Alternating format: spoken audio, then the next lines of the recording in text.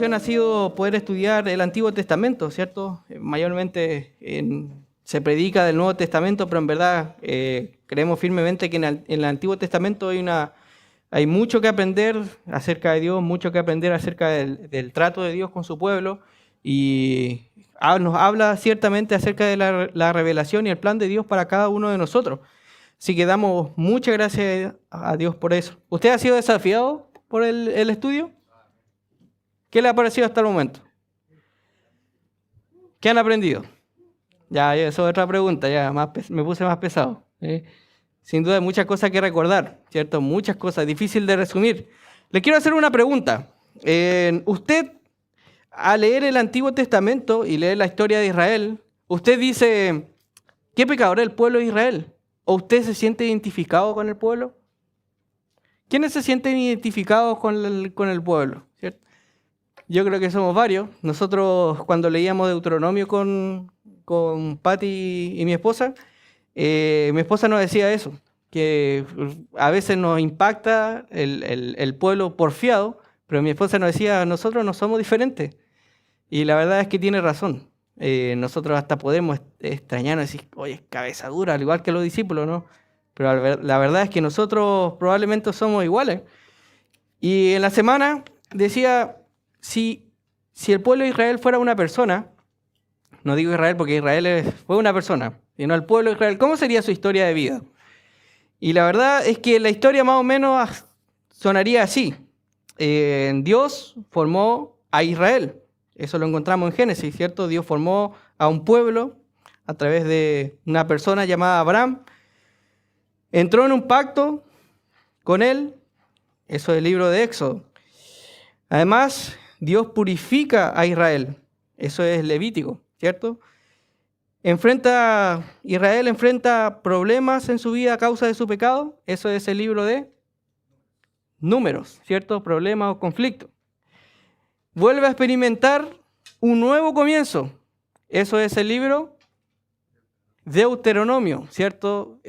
No es una nueva ley, sino la repetición de la ley. Una nueva generación buscando o siendo obediente o teniendo ese mandamiento de obedecer a los mandamientos de Dios. A la vez, ve cumplidas las promesas de Dios. Eso lo encontramos en Josué, ¿cierto? Eso es con la posesión de la tierra prometida. A pesar de las muchas advertencias que encontramos de parte de Dios hacia Israel de no olvidar sus mandamientos y sus promesas, Israel se aleja de Dios olvidando sus mandamientos. Ese es el libro de Jueces, ¿cierto? Se levantó una generación que no conocía a Dios. Aunque no deja de ver la misericordia de Dios en su vida, eso lo vemos mucho en la vida de Ruth. Sí, eso lo vemos mucho en la vida de Ruth, una persona que, no siendo originalmente del pueblo de Dios, más adelante Cristo. Y eso es solamente gracia y misericordia de Dios. Dios pone en su vida a personas que lo llaman a volverse al camino de Dios, aunque persiste en pecar pidiendo cosas que lo alejan de Dios. Eso es el libro de 1 Samuel. Dios puso a una persona, un gran profeta, dentro de echar a Dios y poner al hombre en lugar de Dios. Porque eso fue lo que hizo Israel al pedir un rey. ¿Recuerda usted cuando Samuel intercedió por el pueblo? Le dijo, escucha lo que ellos te dicen, porque no es contra ti, sino que a mí me han desechado. Y ese pecado fue grande. En el discurso de Samuel, Samuel le dijo, entiende que fue grande su pecado. A pesar de su pecado, Dios establece un pacto incondicional, demostrando que Dios cumple sus promesas. Eso es 2 Samuel, específicamente el capítulo número 7. ¿Qué encontramos en el capítulo 7 de 2 Samuel? El pacto de Dios con David. ¿En qué consistía el pacto? En resumen, porque tiene varios aspectos. ¿Qué me puede explicar ahí? ¿Qué es el pacto davídico? Esto es sumamente importante para entender las Escrituras. Es un tema central en las Escrituras.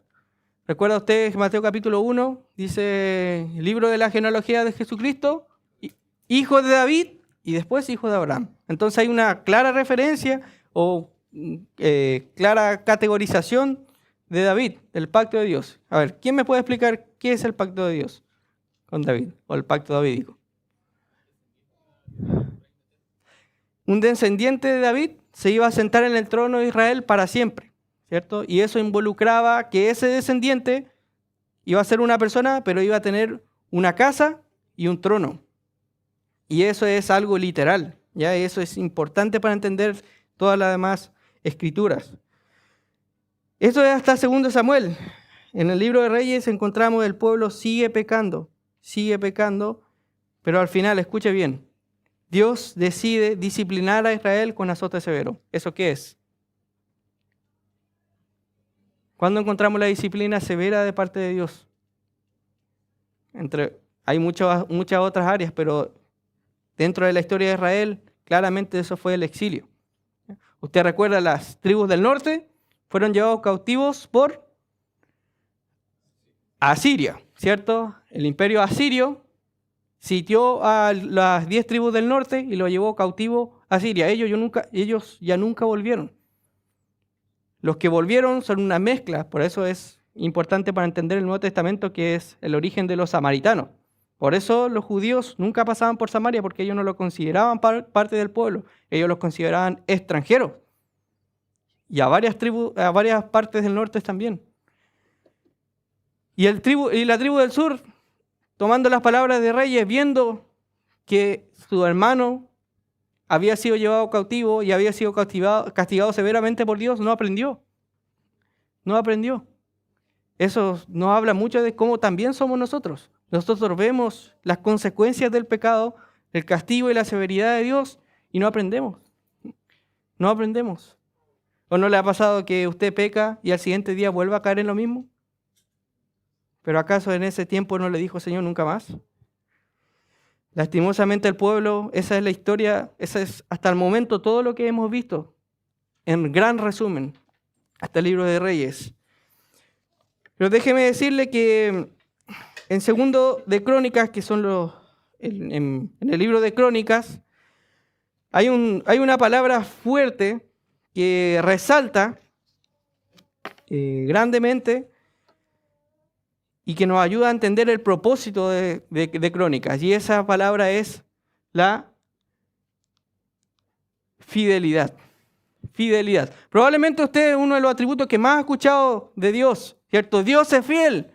Cuando hablamos de los motivos de agradecimiento, decimos Dios es fiel, hermano. Yo he escuchado hasta personas inconversas decir que Dios es fiel. Eso es muy común. Y queremos decir amén por eso. Dios es fiel. Es uno de los atributos que más frecuentemente se destacan de Dios en las Escrituras. Usted tiene la referencia ahí de los pasajes. Dios es fiel, digno de nuestra fe y confianza.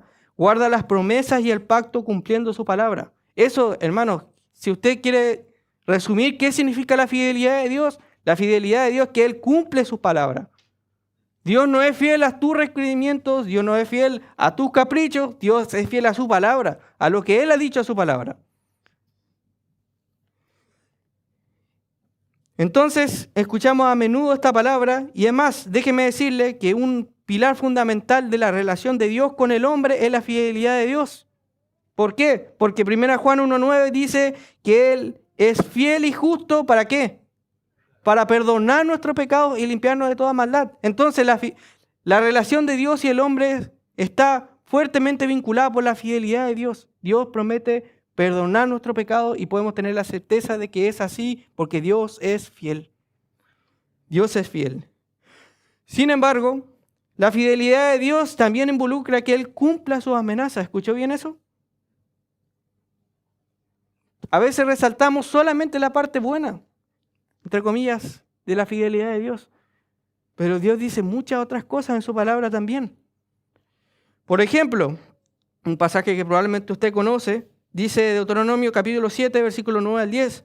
Conoce pues que Jehová tu Dios es Dios fiel, que guarda el pacto y la misericordia a los que le aman y guarda sus mandamientos hasta 1000 generaciones. Amén por eso. Damos gracias, Señor, por eso, porque Él es fiel.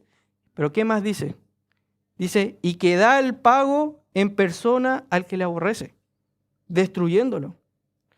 Y no se demora con el que le odia, en persona le dará el pago. ¿Cuántas veces escuchamos hablar de la fidelidad de Dios?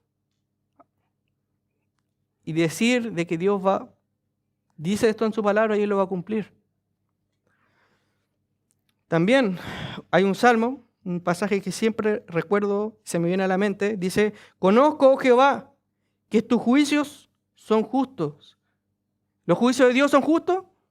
Amén por eso. ¿Qué más dice? Que conforme a tu fidelidad me afligiste. Hermanos, Dios es tan fiel que si usted está pecando, si yo estoy pecando, Él nos aflige para que dejemos ese pecado. Dios es tan fiel que Él promete disciplinarnos cuando es necesario. Y amén por eso. Eso es la fidelidad de Dios. Usted recuerda un pasaje muy resaltante del Antiguo Testamento, Lamentaciones. Jeremías dijo: por la misericordia de Jehová no hemos sido consumidos, porque nunca decayeron sus misericordias. ¿En qué contexto lo dijo? Lo dijo cuando Jeremías vio todo el pueblo cautivo. Si bien él no estaba físicamente ahí, pero vio toda la destrucción de Judá. Entonces, hermanos, encontramos que la fidelidad se nos viene a la mente fuertemente. ¿Por qué le estoy hablando de esto? Porque se nos viene fuertemente a la mente cuando hablamos del libro de Crónicas. Si yo le muestro esta imagen, muchos se emocionan, ¿cierto? Sí, muchos dicen amén por eso, amén por esa imagen, una profecía, ¿cierto? Cuando yo le muestro esta imagen, se nos viene a la mente que una palabra clave para cualquier tipo de convenio, y mayormente en el matrimonio, es la fidelidad.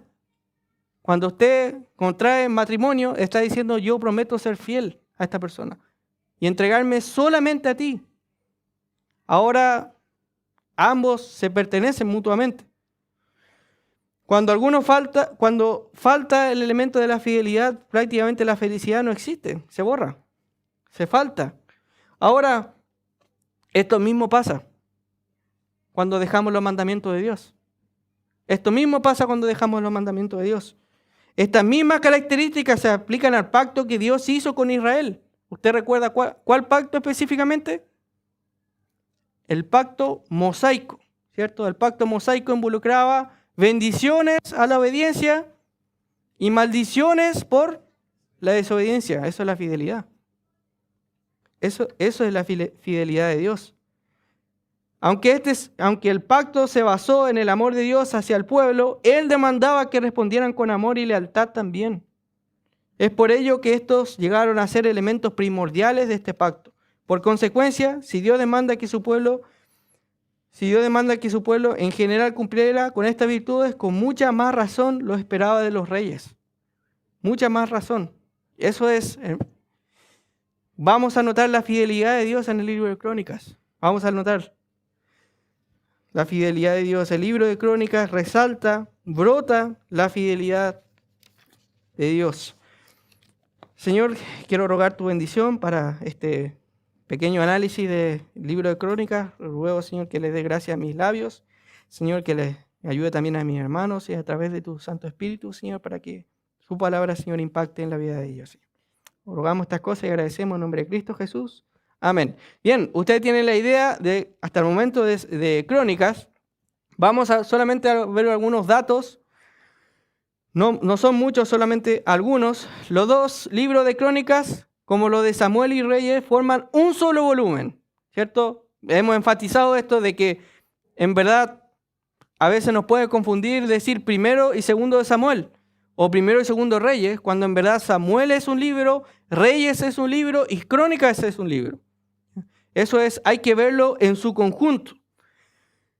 Originalmente en hebreo, el título que tiene Crónicas es Palabra de los días. Toma las primeras palabras de los primeros versículos y les ponen título. Eso es una costumbre también con los demás libros. Es decir, una especie de anales breves de Israel desde Adán hasta el edicto de Ciro. Usted recuerda, segundo de Crónicas termina con el edicto de Ciro diciendo que todos los que ¿Quieren volver a Israel? Háganlo.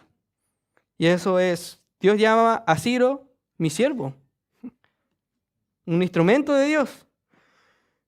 Ahora, la pregunta es, ¿por qué se llama crónica? ¿Por qué se llama crónica si los judíos le llaman palabra de los días? Bueno, podemos encontrar la respuesta en Jerónimo. Jerónimo le puso el título a este libro, Crónica de toda la historia divina. ¿Ya? Y más adelante los reformadores también llamaron a este libro Crónicas, y ahí quedó como Crónicas. Ya, eso es solamente para entender.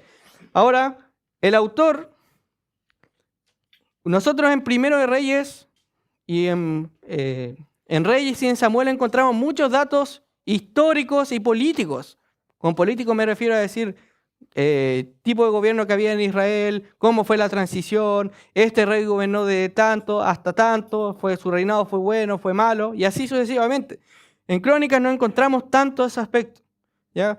Ellos se enfocan más solamente en algunos reyes y específicamente en los reyes del sur. ¿Ya? Eso lo vamos a ver por qué más adelante. Pero sí hay 3 temas importantísimos en el libro de Crónicas. Uno es la ley, otro es el templo y el sacerdocio. Vamos a ver por qué. ¿Quieres saber por qué? Ya. Bueno, esa pregunta básicamente se responde si vamos al siguiente punto. Autor y fecha. Vamos a ver una evidencia externa. Con evidencia externa nos referimos a cosas que no están necesariamente textuales en la Biblia. ¿Ya? Con respecto al escritor, el Talmud, que es un comentario del Antiguo Testamento hebreo, aquí dice que la tradición judía atribuye al libro al escriba Esdras. ¿Le suena Esdras? ¿Sí? ¿El mismo que escribió qué libro? Esdras, no es muy difícil, ¿eh? Esdras, conocido por el libro que lleva su nombre y por su importante participación en la restauración de Israel. Entonces la historia le atribuye la autoría a Esdras. La autoría humana podríamos decir, aunque toda la escritura es inspirada por Dios. Ahora también dentro del texto encontramos evidencias del escritor. Hay pistas que nos dicen que puede haber sido Esdras, sí. La evidencia yo creo que es muy abrumadora. El libro está redactado desde una perspectiva de un sacerdote, porque el templo ocupa un lugar primordial en su argumento. Primero de Crónicas termina con los preparativos para el templo.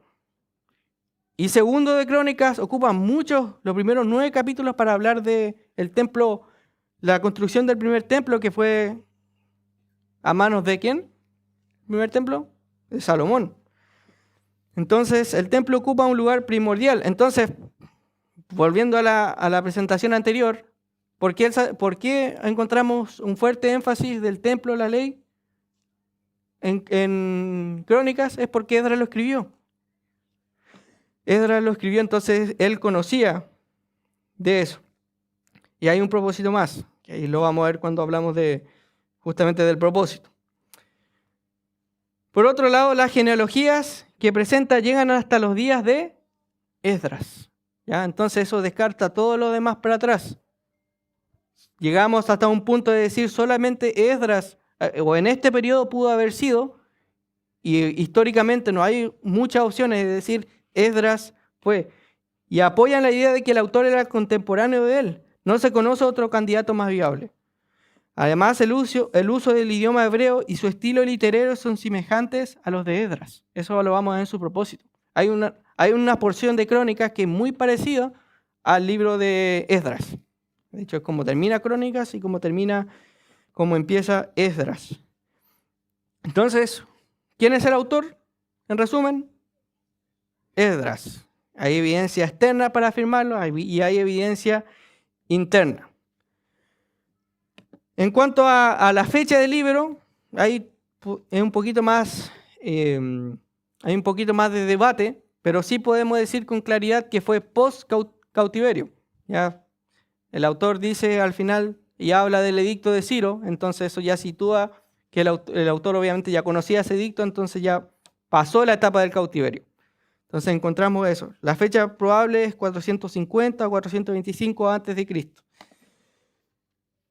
¿Vamos bien hasta ahí? ¿Sí? ¿Podemos hacer una prueba? ¿Sí? No. Ya. La próxima semana probablemente me gusta evaluar contenido, así que probablemente venga preparado, ¿ya? Con todo lo que desde a partir de Génesis. Bien. El propósito. Y aquí se me olvidó pasar el último. En cuanto al propósito, aquí vamos a tomar un poquito más de tiempo. Y usted puede, en algunas cosas, algunos datos históricos se le pueden olvidar. Lo que sí yo creo que no se le puede olvidar es el propósito de los libros. Le aconsejo que no solamente conozca el propósito, tenga sus versículos clave, de modo que usted pueda entender. ¿Y de qué le sirve entender los propósitos del libro? ¿En qué manera le puede ayudar? ¿Cómo se le ocurre que le puede ayudar? Ir conectando la historia, porque de alguna manera tiene una secuencia lógica, una historia lógica, en el plan de redención finalmente. Sí, eso los escritores lo llaman como la congruencia, de que en verdad la Biblia es muy congruente en el tema que desarrolla. Entonces, entender el propósito, como bien dice el pastor, nos ayuda a entender la secuencia o la historia completa. También les va a ayudar a no malinterpretar algunos pasajes porque usted va a entender el propósito. Es decir, esta interpretación calza con el propósito del autor. Y hay veces que se da cuenta que no calza algunas interpretaciones. Entonces, en cuanto al propósito del libro, primero hay que entender tres cosas para entender el propósito. El primero, por su desobediencia, el pueblo había pasado por el castigo del Señor, siendo llevado cautivo tanto las tribus del norte, y eso lo encontramos en 2 Reyes capítulo 17, encontramos el cautiverio del reino del norte, y también encontramos las del sur, en el capítulo 25 de 2 de Reyes. El periodo del cautiverio, hermanos, es un periodo bastante recordado para el pueblo de Israel. Muy, muy recordado. O sea, el pueblo se vio muy afectado por ese castigo de Dios. ¿Cuántos años duró el cautiverio? 70, ¿sí? Ahora, ¿por qué duró 70? En el material hay una buena explicación de eso, ¿ya? Porque si me pongo a explicar voy a enredarlo más, porque en el material está mejor explicado, ¿ya? Así que vayan allá. Pero es importante que usted sepa de que tanto las tribus del norte como las del sur fueron llevados cautivos. Como le expliqué, el reino del norte no volvió. Ellos no volvieron. Los que sí volvieron con el edicto de Ciro fueron los del sur. Los del sur. Segundo de Crónicas se va a enfocar en los reyes del sur. ¿Por qué? Porque está dirigido a estas personas. Está dirigido a estas personas. Entonces, ¿ven que es importante entender esos datos para entender más o menos el propósito? Es decir, usted se puede imaginar el pueblo haber pasado 70 años cautivo. 70 años. Y hermano, es cautivo, no es de vacaciones. Es esclavo en otra nación. En una nación pagana. Usted puede encontrar la historia de algunos hombres temerosos de Dios que soportaron a la tentación. Por ejemplo, Daniel. En tiempo de cautiverio. Y fue un tiempo terrible. Por ejemplo, viendo la historia de Daniel, un joven que era del linaje de los príncipes, y fue llevado a servir a otro rey pagano. Y él se propuso en su corazón no contaminarse. Entonces ese es el contexto del pueblo que ya había pasado por el cautiverio y tenía este nuevo comienzo. Y si necesitaban escuchar un mensaje, es decir, Dios sigue siendo fiel. Ya habían experimentado el castigo de Dios. Probablemente ahora experimenten la restauración de Dios. Son dos cosas que tienen que ir de la mano. Segunda cosa que debemos recordar, que la diferencia algo que ya expliqué, la diferencia entre Reyes y Crónicas. Reyes se escribe desde el exilio, ¿sí? Y Crónicas se escribe a estas personas que ya habían pasado por el castigo de Dios. Ahora ellos tienen una gran misión. ¿Cuál es la gran misión que tienen ellos? Volverse a la Escritura y restaurar su comunión con Dios. Y eso es una gran lección para nosotros. Cuando nosotros pecamos, siendo un poquito más a aplicar, cuando nosotros pecamos, nuestra obligación como hijo de Dios es ir en arrepentimiento a Dios, no alejarnos más de Él. Porque un pecado, recuerde, como lo vimos en la vida de David, un pecado le lleva a otro pecado y es una secuencia condenatoria. En cambio, Dios nos dice que si pecamos, Él es fiel y justo para perdonar nuestros pecados y debemos confesarlo completamente, decir exactamente lo que Dios dice de ese pecado. Decir, Señor, tú dices que este pecado es malo y es malo. El pueblo tenía la obligación de restaurar su comunión con Dios. Tercer dato importante para entender el propósito, existe una gran similitud, y esto es importantísimo. Existe una gran similitud entre los primeros versículos de Esdras y la conclusión de Segundo de Crónicas. Vayan para allá, por favor. Carlitos, ahí por favor. Carlitos va a buscar Esdras capítulo 1, versículo 1 al 3. Y Álvaro, por favor, Segundo de Crónicas 36, 22 y 23. Por favor. Primero Álvaro y después... con voz ahí fuerte, con voz de arcángel, de trompeta de Dios. Al sonar trompeta, ¿cierto? A ver, te escuchamos. Sí.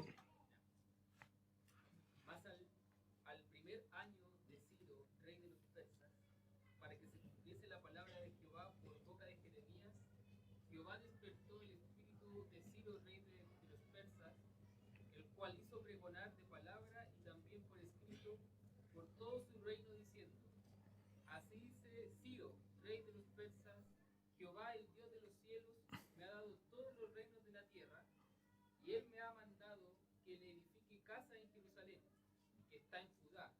Quien haya entre vosotros de todo su pueblo, sea Jehová su pueblo con él y suba. Amén. Entonces encontramos la obra de Dios en levantar a este siervo, que era un rey ciertamente pagano, Ciro. Ahora escuchamos Esdras.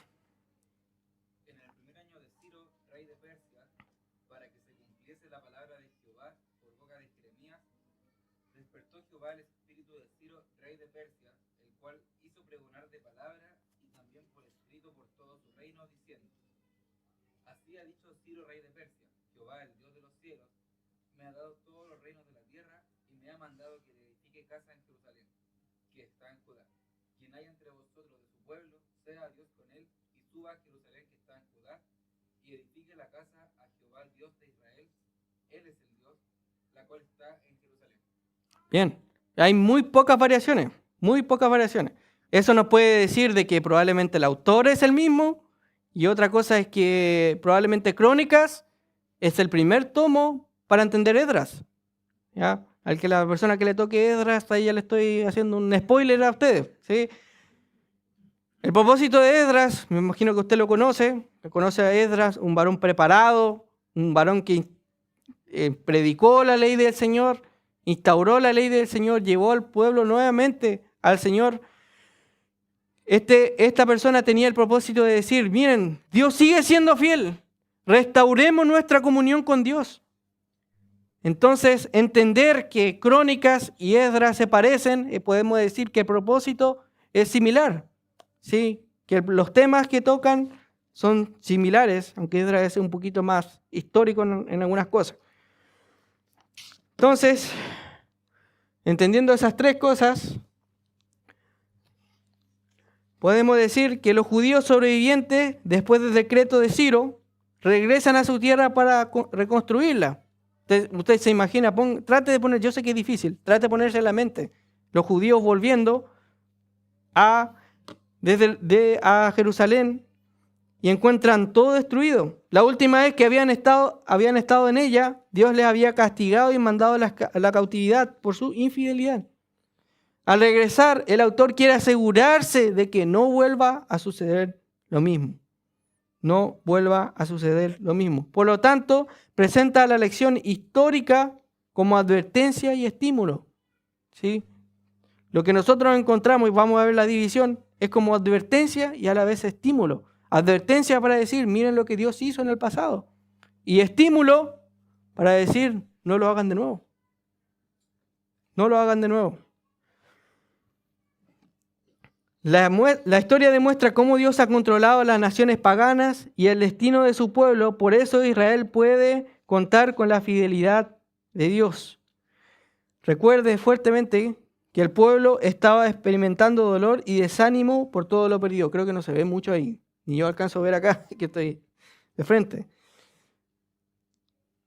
Este es el propósito. Esdras escribe crónicas para alentar a la nación de Israel al observar la fidelidad de Dios en la historia de su pueblo.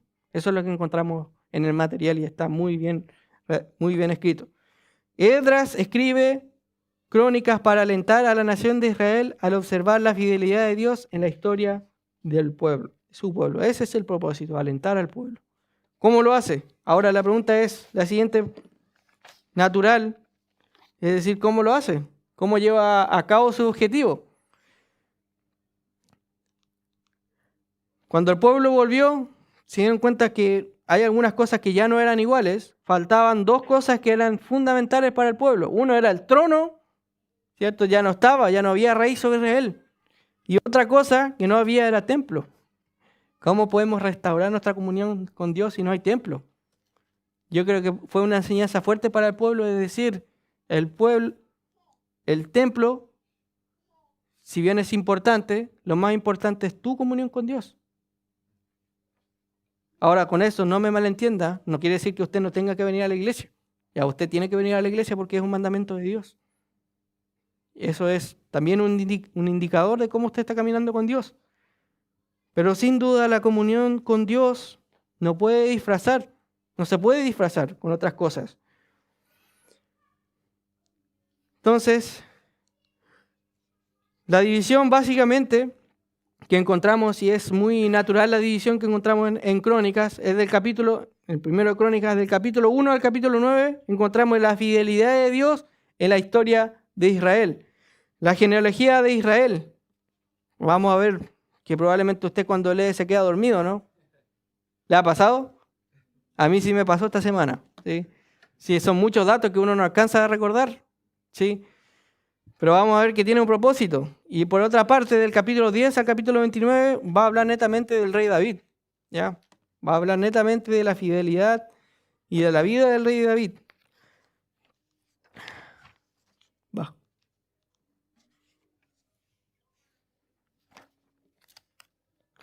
Bien, la primera sección, la fidelidad de Dios en la historia de Israel.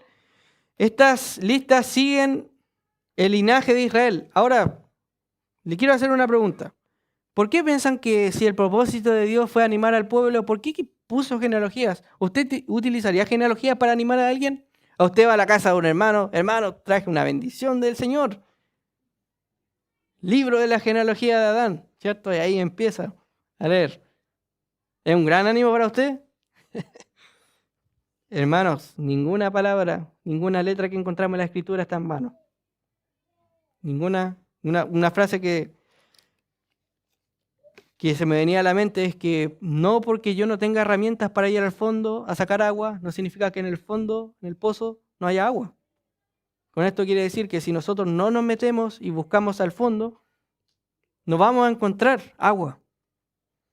Tenemos que ser diligentes en entender por qué Dios quiso dejar estas cosas. Básicamente, les voy a contar de que en los primeros capítulos hay dos linajes que resaltan fuertemente. Si bien parte desde Adán y termina en David, tiene un fuerte énfasis. El primer énfasis que tiene es en Israel, ¿cierto? En las tribus de Israel. Esto es decir, Dios, a pesar de que ustedes fueron cautivos, Dios sigue trabajando con su pueblo. Queda todavía registrada la historia de Israel.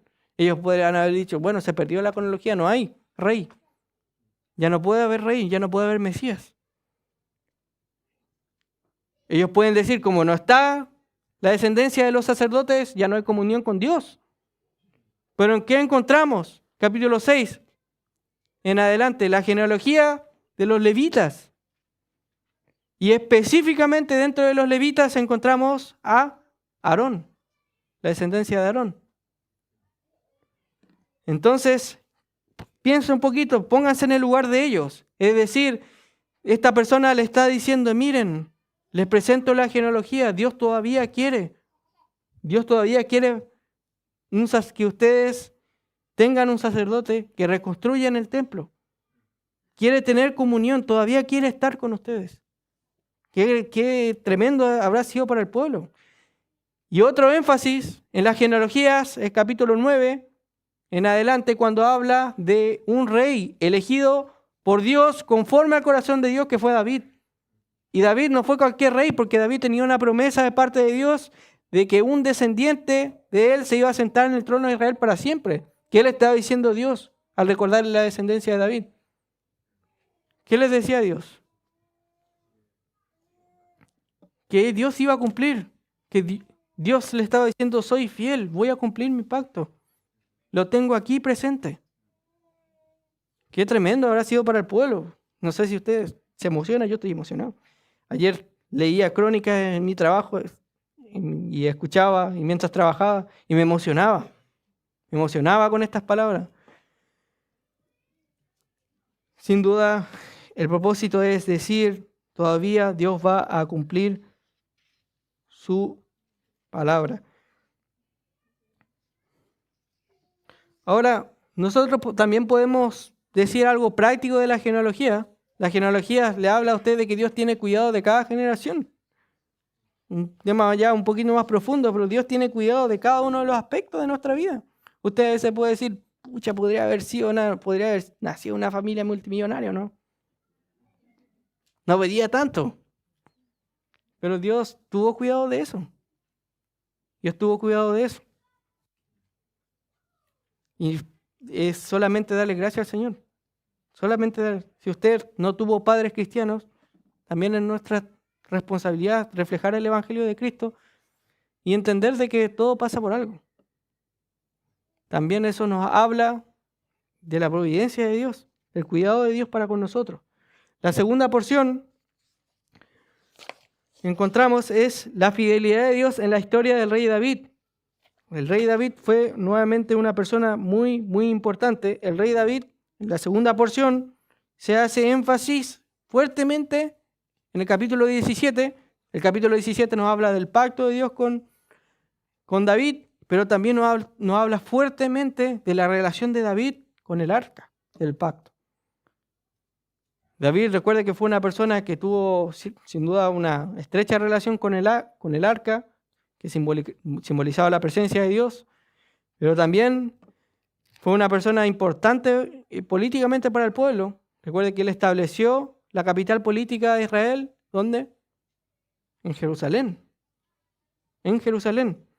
Entonces, básicamente, ¿cómo es la división? Ayúdenme ustedes. ¿Cómo es la división de Crónicas? ¿Ya? Que básicamente habla de la fidelidad de Dios en la historia de Israel, ¿cierto? Y ahí dentro de eso hace un énfasis en la descendencia de Aarón y de David, es decir, de Aarón y de Israel. De hecho, hay unas cosas que no mencioné, que Crónica está lleno de detalles, que otros libros omiten, lleno de detalles. Y una de las cosas que puede pasar desapercibido es que directamente Crónicas llama a Jacob Israel.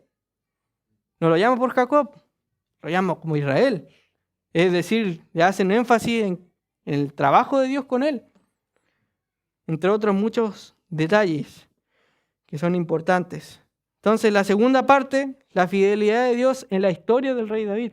Y eso era de tremendo, tremendo ánimo para el pueblo de Israel. Finalmente, ¿vamos bien hasta ahí? ¿Sí? ¿Qué cosas hemos visto? Haciendo un repaso. Hemos visto el autor. ¿El autor quién es? ¿Por qué decimos que fue Esdras? ¿Ya? Ya, por la similitud, hay evidencia interna, entonces, podemos decirlo así, y hay evidencia externa. ¿Cuál es la evidencia externa? El Talmud lo dice. En sus palabras, ¿para qué se escribió Crónicas? ¿Ya? ¿A qué? ¿A qué quiere animar al pueblo? Reconstruir su relación con Dios, y lo presenta a decir, Dios sigue siendo fiel. Ustedes también tienen que ser fieles a Él. ¿Cuál es la audiencia de Crónicas, podríamos decirles? ¿Quiénes son los que recibieron el libro de Crónicas? La tribu del sur, ¿cierto? ¿Después de qué periodo? El tiempo del exilio. Ya con eso están listos. Ya no hay prueba. Ya si era broma. No, no es broma. Así que... Bien, para finalizar, va. Conclusiones finales. Las promesas que Dios dio a Israel y a la iglesia no son idénticas. Ustedes tienen, Israel y la iglesia tienen promesas en algunas cosas diferentes. Sin embargo, para comprender la relación que existe entre el mensaje de estos libros con nosotros, tenemos que entender que Él nos ha prometido su amor al igual que lo hizo con Israel. A la vez, Él demanda de nosotros que respondamos con amor y fidelidad. Usted puede decir, el pueblo tenía que haber hecho esto, pero hermano, usted está llamado a ser fiel hoy. Usted está llamado a ser fiel hoy, no mañana. Si usted, las personas que están alrededor suyo lo reconocen como una persona fiel. Si usted le pregunta a su pastor, ¿cómo lo considera? O no puedo decir que quizás que es una persona fiel, o ¿qué dirán? Dios nos llamó a ser fieles. De hecho, una de las formas que se le llama a los cristianos en el Nuevo Testamento, ¿cuál es?